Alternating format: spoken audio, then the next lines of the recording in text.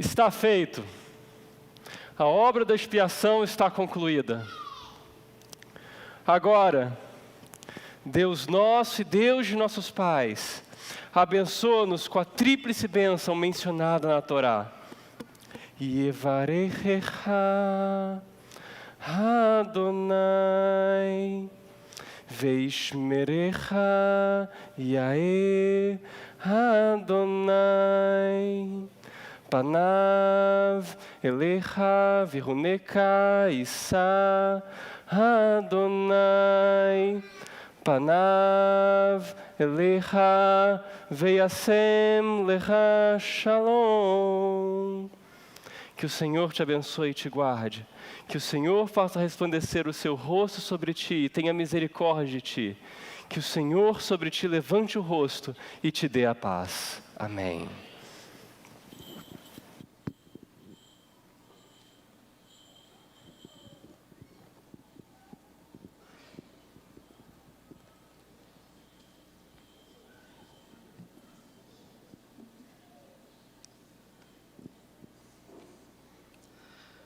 Durante um ano inteiro, nenhum momento trazia tanta expectativa quanto este momento, quando o sumo sacerdote, depois de adentrar o lugar santíssimo e fazer expiação pelo povo, ele saía do santuário e então pronunciava essa bênção. E todo o povo que estava em uma expectativa muito forte, voltava para casa feliz e agradecido a Deus pelo perdão. E 5 dias depois, eles começavam a festa dos tabernáculos. Mas esse é o assunto de amanhã, os tabernáculos. Trouxe a Bíblia? Vamos encontrar então novamente o livro Levítico, capítulo número 23, e hoje a nossa leitura começa no verso 26. Obrigado. Vamos juntos? Lembrando que o nosso assunto hoje é a expiação. Eu vou ler o texto e logo depois vou fazer o resumo que costumeiramente faço todas as noites, agregando a última noite para facilitar o nosso aprendizado, a nossa compreensão. Disse mais o Senhor a Moisés: mas aos 10 deste mês será o dia da expiação. Tereis santa convocação e afligireis a vossa alma. Trareis oferta queimada ao Senhor. Neste mesmo dia, nenhuma obra fareis, porque é o dia da expiação, para fazer expiação por vós perante o Senhor vosso Deus. Porque toda alma que nesse dia se não afligir, será eliminada do seu povo. Quem nesse dia fizer alguma obra, a esse eu destruirei do meio do seu povo. Nenhuma obra fareis, é estatuto perpétuo pelas vossas gerações em todas as vossas moradas. Sábado de descanso solene vos será. Então, afligireis a vossa alma aos 9 do mês, de uma a outra tarde celebrareis o vosso sábado. Nós já aprendemos sobre a Páscoa. A Páscoa significa a noite quando o anjo de Deus passou para destruir os primogênitos do Egito, e ele saltou, pulou, evitou, não entrou nas casas onde havia o sangue do Cordeiro. Mas a Páscoa também fala da morte de Jesus.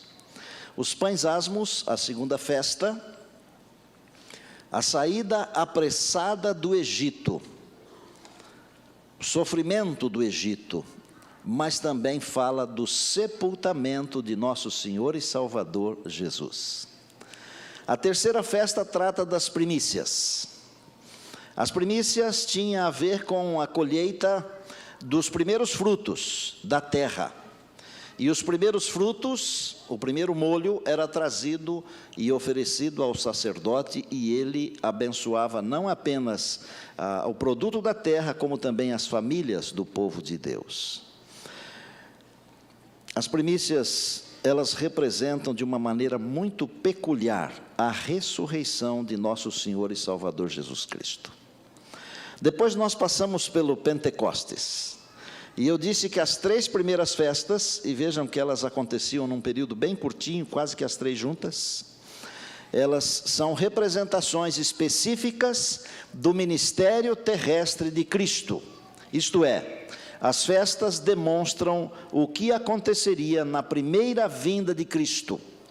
Logo depois vem o Pentecostes, 50 dias depois das primícias, e como os eventos de Deus, os desígnios de Deus, não conhecem adiantamento nem tardança, Jesus ficou com os discípulos mais 40 dias, foi para o céu, levou consigo as primícias que ressuscitaram com ele.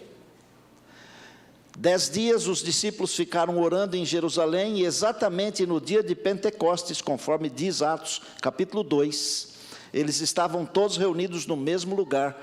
E como Deus aceitou o sacrifício de Jesus em favor da raça caída, e como Deus aceitou que a raça caída, renovada, restaurada pelo sangue do Cordeiro, tenha o privilégio de viver com Jesus para todo sempre, por toda a eternidade, Deus confirmou isso enviando sobre os discípulos o Espírito Santo no dia de Pentecostes. Está claro até aí, amados? Ontem nós tratamos da primeira festa que acontecia no 7º mês, no primeiro dia do mês. Faltando 10 dias para o dia da expiação, eles tinham a festa das trombetas. Por isso que nós tivemos o chofar sendo tocado aqui. Na hora do louvor nós tivemos trombetas tocando, anunciando que há um juízo. Para eles, era o anúncio de que eles tinham 10 dias para colocar a vida em ordem, porque no 10º dia vinha o dia do julgamento, isto é, o dia da expiação. Mas as trombetas, elas também falam da volta de Jesus.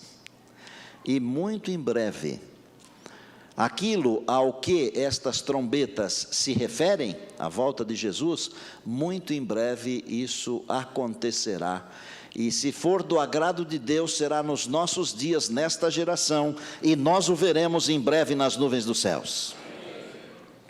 Hoje tratamos do dia da expiação. O dia da expiação, ele pode ser focalizado, olhado de diversos ângulos e de diversas maneiras. Por exemplo, ele é um dia terrível. Você pode olhar para o dia da expiação como um dia terrível. Por quê? Porque é o dia do julgamento. Mas você pode olhar para o dia da expiação como você tendo lá dentro do santuário um intercessor. Veja que depende muito do seu foco. As pessoas pessimistas, elas têm a tendência de olhar para o dia da expiação só como juízo. E o juízo é terrível, porque ele é sem misericórdia. Mas as pessoas que têm o coração junto ao coração de Deus, elas têm a tendência de olhar para o juízo como sendo o dia em que serão julgadas, mas lá dentro do santuário elas têm um amigo, um intercessor, que é aquele que deu a vida por nós, é aquele que verteu o seu sangue, que foi moído, e quando nós somos apresentados diante do juízo, isso só para aqueles que pensam conforme o coração de Deus. Para quem não pensa, isso não serve.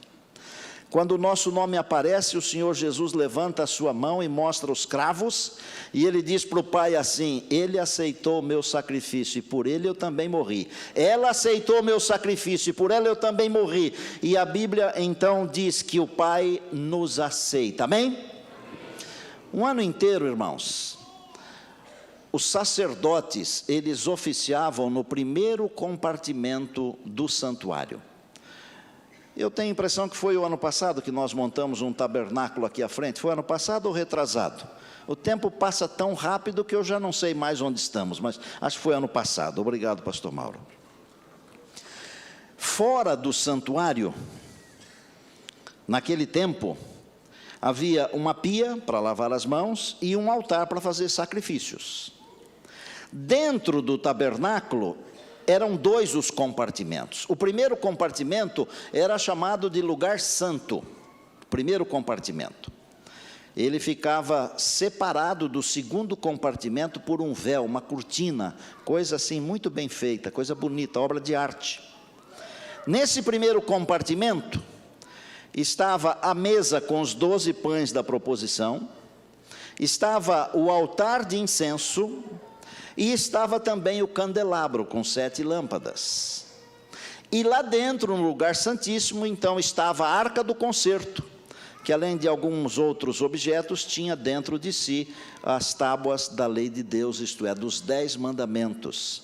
Em cima dessa arca, uma cobertura especial com 2 anjos alados. E quando o sumo sacerdote oficiava nesse lugar santíssimo, e Deus aceitava o seu ofício em favor do povo, Deus se manifestava entre os anjos com uma luz sobrenatural. Não era uma luz acesa, não, era a luz de Deus mesmo, ou de um anjo, mas acho que de Deus. E a esse fenômeno dava-se o nome de Shekinah. Tem música Shekinah, tem conjunto Shekinah, tem igreja Shekinah, mas o Shekinah era a manifestação da presença de Deus, e essa manifestação visível em forma de uma luz, era como que dizendo assim, está aceito. Então, durante um ano inteiro, de manhã e de tarde, os sacerdotes, eles entravam nesse primeiro compartimento, e todos os pecados que eram confessados ali fora, esses sacerdotes, eles traziam para dentro do santuário, e simbolicamente o santuário ia ficando cheio de pecado, porque tinha um dia em que esses pecados seriam finalmente julgados e liquidados, e esse dia era então o dia da expiação, o dia 10 do 7º mês. Só que nesse dia especial não era um sacerdote quem oficiava, era um sumo sacerdote. Só o sumo sacerdote podia entrar no lugar santíssimo. E aqui nós não fizemos isso quando levamos vocês lá para dentro do santuário. Mas naquele tempo, o sumo sacerdote entrava no lugar santíssimo com uma corda amarrada pela cintura. Porque se acontecesse qualquer coisa errada, ele seria fulminado pela presença de Deus. E não podia um outro entrar lá para tirá-lo. Eles tinham que arrastá-lo. Eu não conheço na história bíblica nenhum sumo sacerdote que tenha morrido fulminado lá diante da arca do concerto. Mas era assim que funcionava. Nesse dia especial, todo mundo, desde o dia das trombetas, o dia 1º do 7º mês, todo mundo ficava em oração. Esses 10 dias eram dias de preparo. Deixa eu perguntar uma coisa aqui, que não está aqui no meu esboço, que aliás eu vou falando as coisas, eu esqueço que estão escritas aqui, mas não faz mal. Está tudo ali e quase tudo aqui também.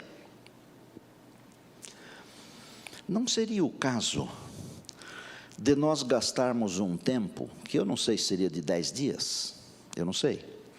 Não seria o caso de nós gastarmos um tempo para fazer uma revisão da nossa vida, não da nossa religião, mas da nossa religiosidade, da nossa comunhão com Deus, da nossa dependência de Deus. Sabe por que estou falando isso?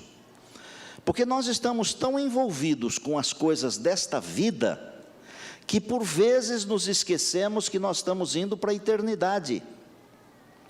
Olha, nós não estamos indo para Brasília, mas Brasília tem ocupado uma boa parte da nossa mente, do nosso coração.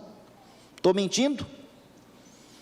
Nós não estamos indo para o banco, mas por vezes aquele cartãozinho que a gente usa, ele toma toda a nossa atenção. Nós estamos indo para a eternidade, não é para o banco. E eu queria desafiar você hoje, para tomar um tempo para fazer uma análise da sua vida. Porque o dia da expiação é um dia de juízo.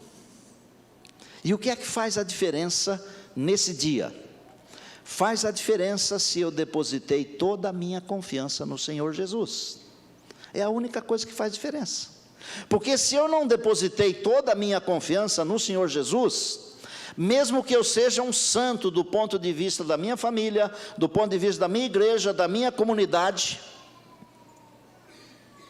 se eu não depositei a minha confiança toda em Jesus, eu estou perdido.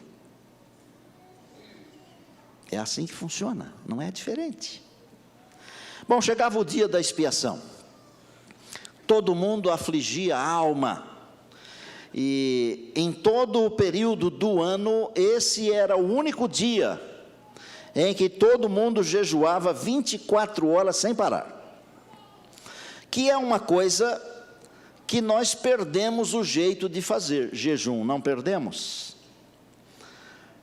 Talvez se a gente voltasse a ter esse jeito, talvez nós teríamos um pouco mais de força em algumas orações, porque eu me lembro de um episódio em que os discípulos não puderam resolver um problema, e o Senhor Jesus disse, é porque precisa jejum e oração, jejum e oração. O povo afligia a alma, e então o sumo sacerdote adentrava ao lugar santíssimo, e todo mundo ficava lá fora esperando, na expectativa.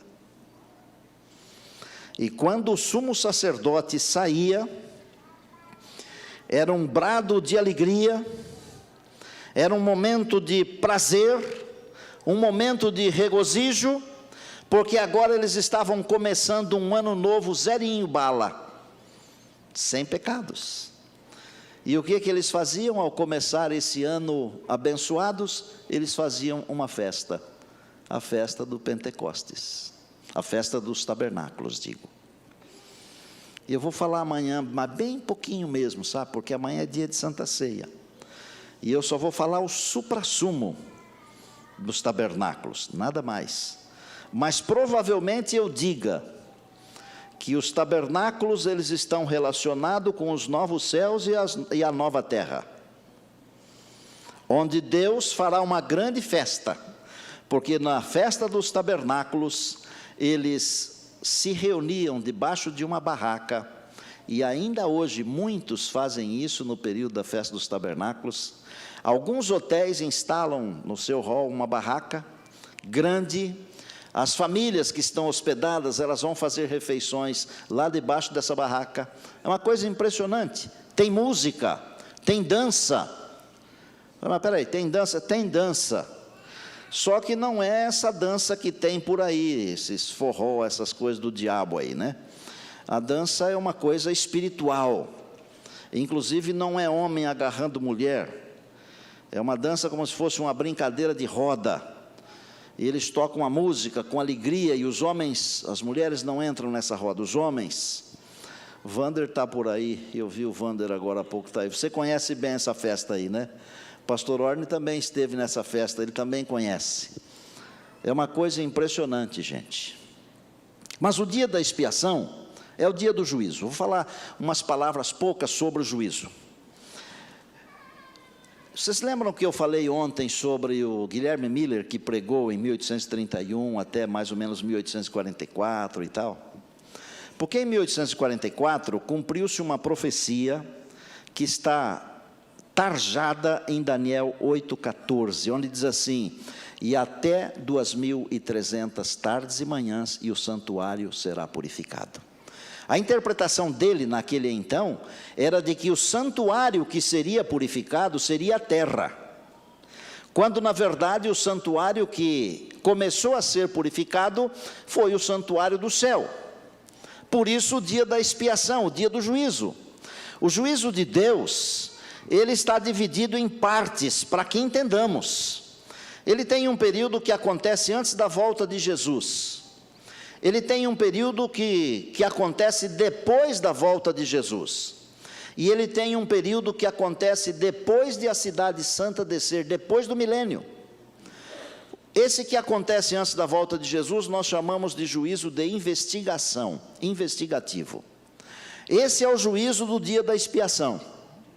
E por que eu falei que quando nós pensamos com a mente de Deus, e quando o nosso coração está ligado ao coração de Deus, nós entendemos que temos um advogado no tribunal?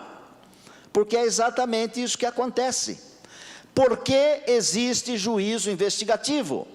O juízo investigativo existe para dizer assim: este aqui aceitou o meu sacrifício, aquele ali, aquela lá, estes aceitaram o meu sacrifício, estão salvos. Por isso que quem é julgado nesse juízo são os que aceitam Jesus. É um julgamento, gente, alegrem-se, é um julgamento não para condenar, é um julgamento para absolver. Dá para entender isso? O Senhor Jesus está intercedendo por você e por mim, para me absolver, para absolver você, porque você aceitou, porque eu aceitei. E então, quando esse juízo terminar, o juízo de investigação, todos os casos estarão resolvidos. Os que não creram em Deus, em Jesus, no seu sacrifício, no seu plano de salvação, já estão julgados. Eles nem entram nesse juízo pré-advento, nesse juízo investigativo, porque esse juízo é para aqueles que serão salvos. Então, quando alguém falar de juízo para você, dê glória a Deus. E eu cresci numa igreja onde eu aprendi a ter medo do juízo, que tinha um camarada lá que pregava e dava a impressão para a gente, especialmente para os adolescentes e jovens, que o dia do juízo era Deus com um chicote na mão. E aí, às vezes ele falava assim: ó, cuidado, porque o seu nome está passando hoje. Olha, a gente ia ficando miudinho no banco assim, e ia se afundando. É terrível. Esse juízo não é para amedrontar você, é para lhe dar alegria, porque você tem um amigo no tribunal. É um sumo sacerdote que tem coragem de dar a vida por você, aleluia. Não é alguém que quer condenar você. Quando isso terminar, também a porta da graça se fechará. Não haverá mais oportunidade de salvação para quem estiver perdido, e não haverá mais oportunidade de perdição para quem estiver salvo. E aí nós dizemos assim às vezes, que o Espírito Santo será retirado da terra. Ele pode ser retirado da terra, dos ímpios, mas ele nunca será retirado dos filhos de Deus, porque nós teremos sempre a bênção de Deus conosco, aleluia. Vem as pragas, vem a volta de Jesus. Os ímpios que estiverem mortos, eles vão continuar mortos, exceto um pequeno núcleo de ímpios que vão ressuscitar para ver Jesus voltar. E eu já expliquei para vocês quem são eles. São aqueles que perseguiram o povo de Deus, aqueles que crucificaram Jesus, porque Jesus falou: vocês vão ver o céu aberto e o Filho do Homem vindo. E eles vão ver. Tem uns que têm que morrer de verdade, vão morrer 3 vezes. Já morreram, vão morrer porque vão ressuscitar para ver Jesus voltando, vão morrer, e depois vão morrer depois do milênio, no fogo eterno. Que é fogo eterno porque o efeito do fogo é eterno, não é que fica a vida inteira queimando, ok? Terminada essa primeira fase, então cessa a graça, o Senhor Jesus vem, recebe os seus.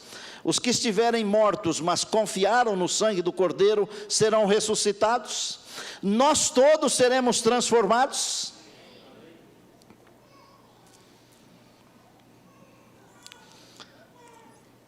Meu amigo Du vai pular de alegria naquele dia. Estava ali perto dele pensando no sermão, e ele me beija com tanto carinho. Claro que eu quero ver um monte de gente, né? Mas eu quero ver você pulando de alegria, viu, Du?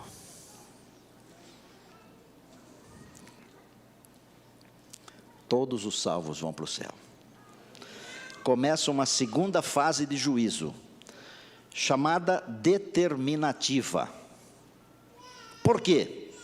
Porque nós vamos ajudar no julgamento, mas não é que nós vamos dizer se a pessoa está salva ou perdida. Nós vamos julgar até os anjos, diz a palavra de Deus. Até os anjos. Que tipo de julgamento é esse? Esse tipo de julgamento é para que tenhamos a consciência do porquê aqueles que não foram salvos, não foram salvos. Porque senão nós ficaríamos com uma interrogação na cabeça.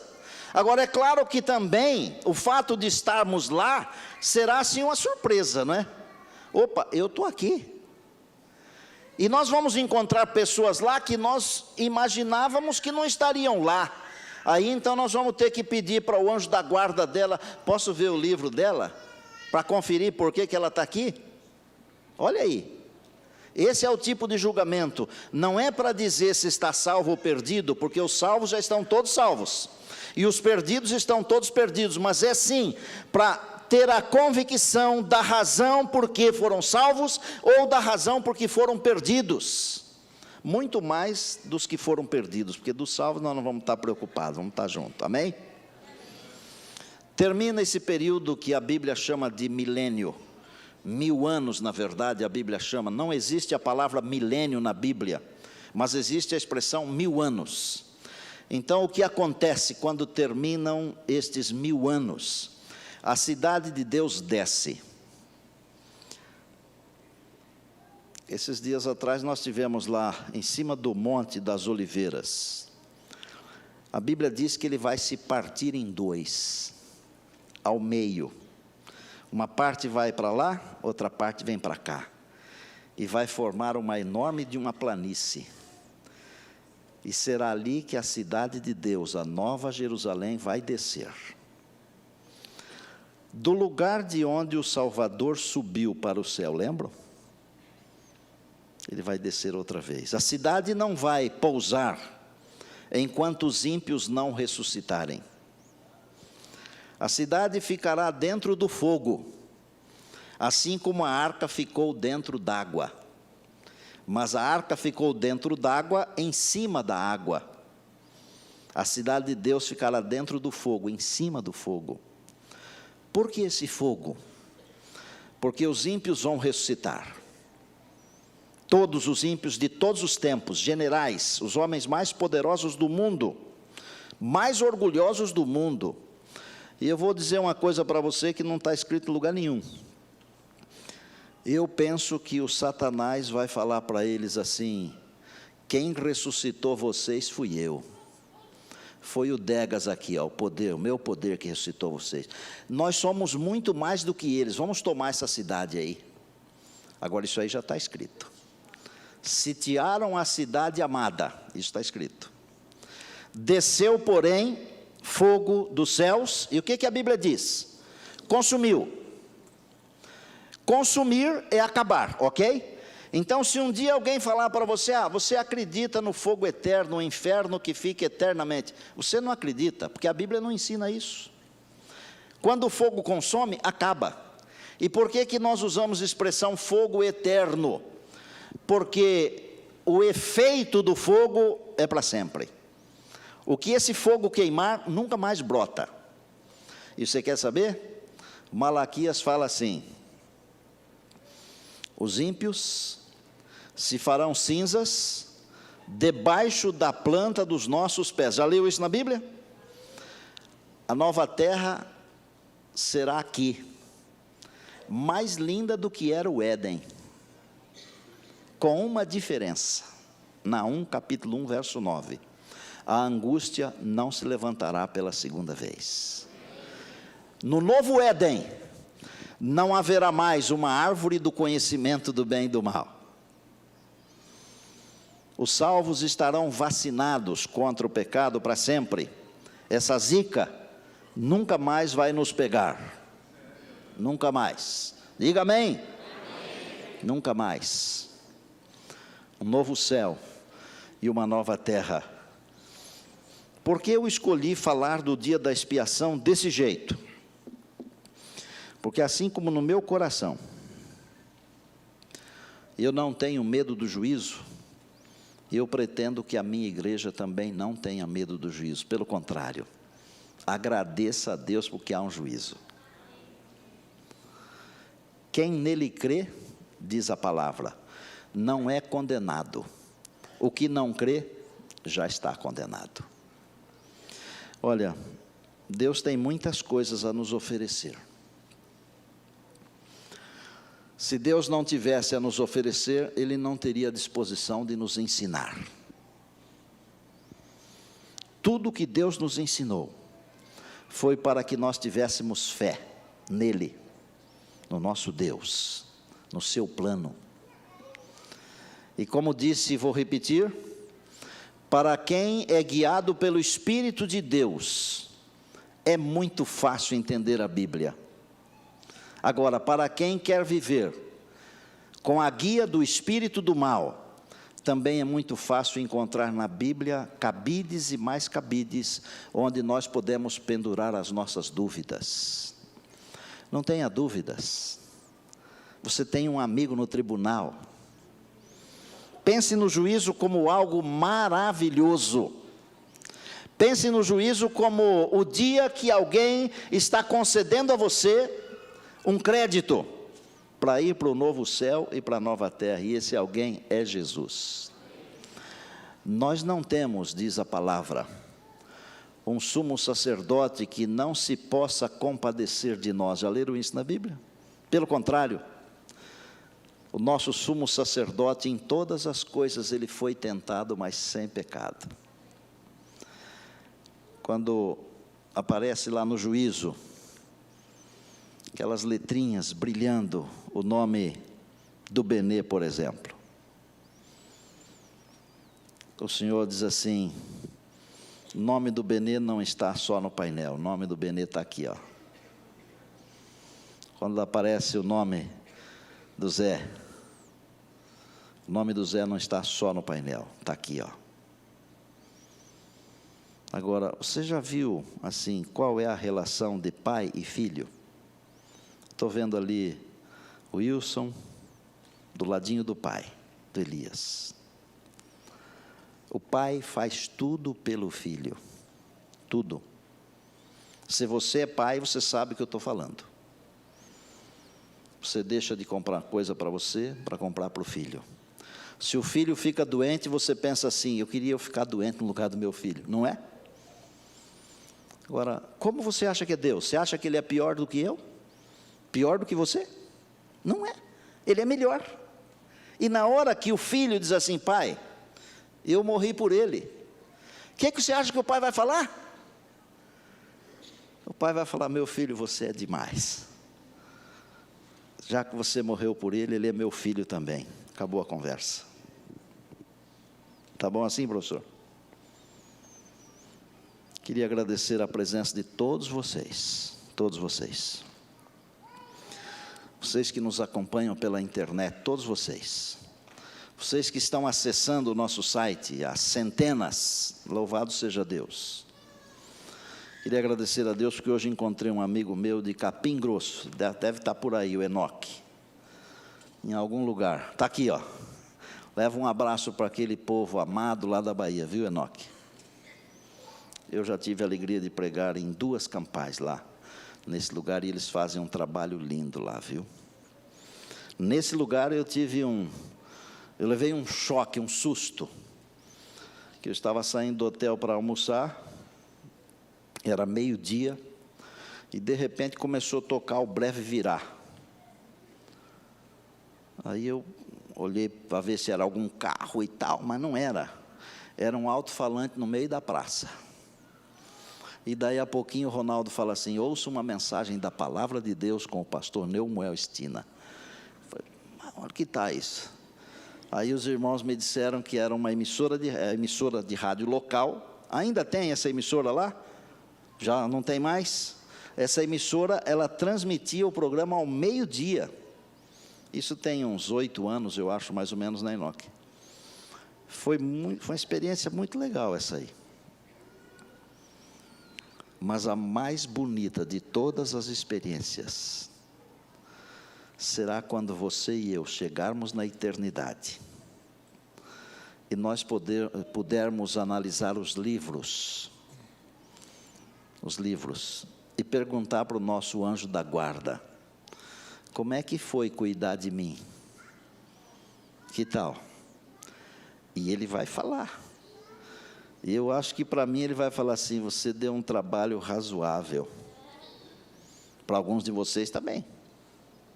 Estaremos lá, aleluia. Vou chamar o Pizerre aqui. Esse Deus do qual eu estou falando, que escreveu o meu nome em sua mão, é um Deus que também tem um lado humano, porque a Bíblia diz que Ele se fez homem. E os humanos, de vez em quando eles choram, e de vez em quando eles estão sorrindo. Você sabia que Deus também sorri e chora?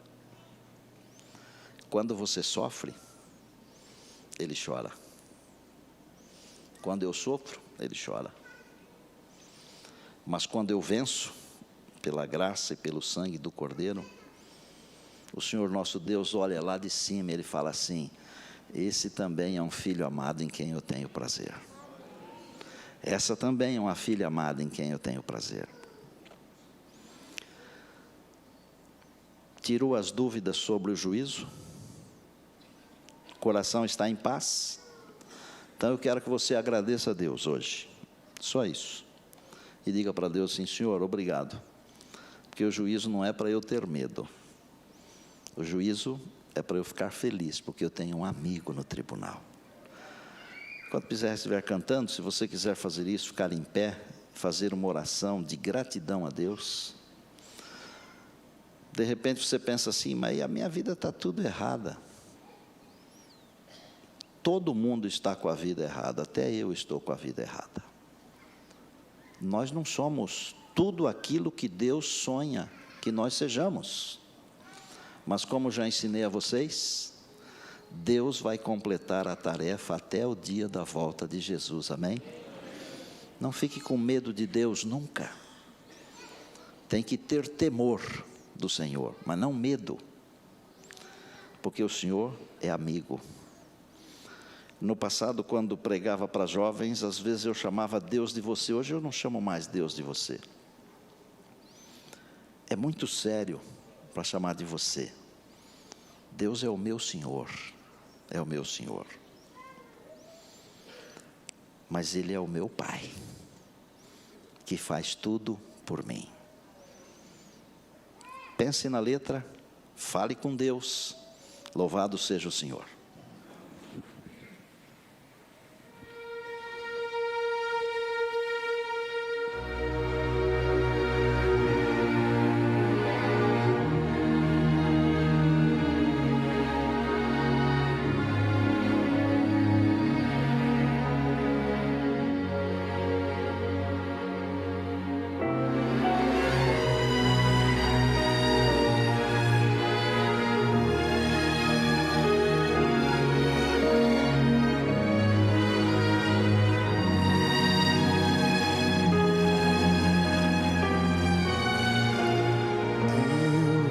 Chorou lá no Éden por seus filhos. Deus chorou por achá-los tão estranhos. Deus chorou nesse pranto tão sentido. Ali julgou que a semente do pecado germinou. Deus chorou, comovido ao contemplar Jerusalém, a sua eleita agora é terra de ninguém. Rejeitou o seu Senhor e o seu Rei. Deus chorou pelo povo no Egito. Deus chorou por escravos e seus gritos. Deus chorou.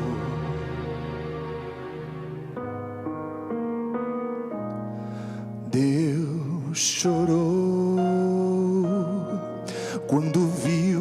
o amor de muitos esfriar. Quando viu a intolerância aumentar, viu o filho do seu pai se afastar, para nunca mais a casa retornar.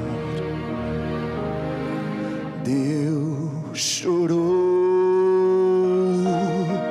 quando viu seu próprio filho numa cruz, quando viu as trevas encobrir a luz, a esperança que o mundo desprezou. Deus chorou pela pobre humanidade. Deus chorou pelo império da maldade. Deus chorou.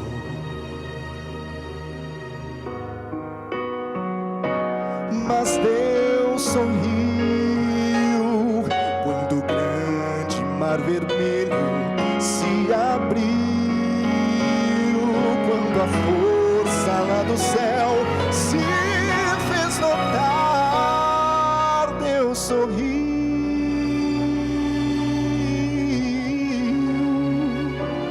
Deus sorriu quando o filho pecador pediu perdão, confessando seu pecado em oração. Deus sorriu. Deus sorriu. Deus sorriu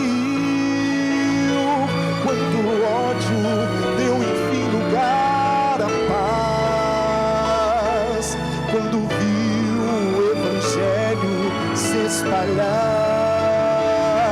Ele viu que o seu amor não foi em vão, viu milhares abraçando a salvação.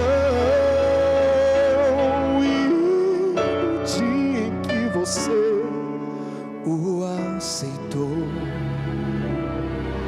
Deus chorou e sorriu.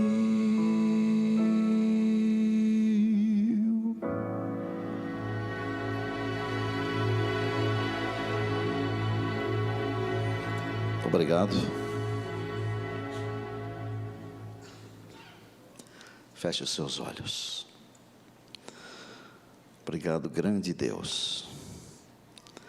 Obrigado pelo sacrifício de Jesus. Obrigado pela salvação. Obrigado porque temos um sumo sacerdote que se compadece das nossas fraquezas. Nós vamos para casa agora, mas vamos com o coração feliz, porque à frente do nosso nome está escrito assim: perdoado, salvo. Amanhã à noite queremos estar aqui outra vez. Abençoa a tua igreja, a tua herança, aqui presente, na internet, os que representamos. Nós oramos em nome de Jesus, amém.